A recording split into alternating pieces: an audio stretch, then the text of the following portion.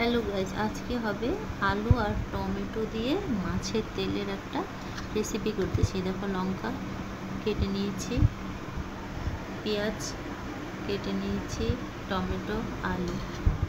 তারপর কড়াতে তেল গরম হয়ে যাচ্ছে, তেলে পেঁয়াজ আর কাঁচা লঙ্কাটা দিয়ে দিলাম, লাল লাল করে ভেজে নিচ্ছি। আর তেলটা তো কম দিলাম, কেননা মাছের তেলে তেল উঠবে, তাই তেল অল্প তেলেই হবে।